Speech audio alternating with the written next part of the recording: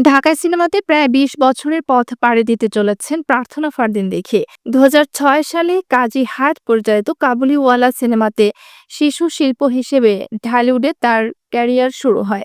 এতে প্রধান চরিত্রে অভিনয় করেন প্রয়াত জনপ্রিয় অভিনেতা মান্না। এরপর বেশ কিছু সিনেমায় শিশু শিল্পী হিসেবে অভিনয় করে প্রশংসা কুড়ান দেখি। বর্তমানে নায়িকা হিসেবে কয়েকটি সিনেমায় অভিনয় করেছেন, দর্শকের ভালোবাসা পেয়েছেন। তবে অভিনেত্রীকে তার কাজ ও ব্যক্তিগত জীবন নিয়ে মাঝে মধ্যে সমালোচনার মুখে পড়তে হয়। এ নিয়ে অভিনেত্রী জানালেন, এসব সমালোচনায় কখনো কান দেন না তিনি। দেখি বলেন, সমালোচনায় কখনো কান দেয় না, তবে যদি সামনে পড়ে যায় তাহলে শোনা উচিত, মাথা ঘামানো উচিত নয়। যখন নতুন ছিলাম তখন সমালোচনা আমাকে অনেক বেশি হিট করতো। নায়িকা বলেন, এখন তো সমালোচনা করাটা ট্রেন্ডিং হয়ে গেছে।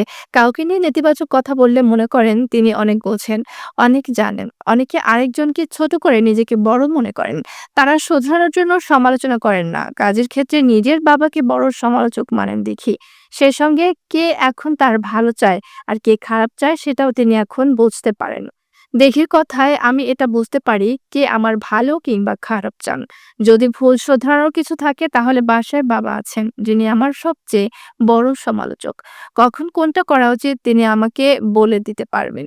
বাদ বাকিগুলো না কানে শুনি না গায়ে লাগাই। এদিকে আসছে ঈদে প্রেক্ষাগৃহে মুক্তি পাবে দেখে অভিনীত সিনেমা জংলি। এতে তার বিপরীতে অভিনয় করেছেন সিয়াম আহমেদ।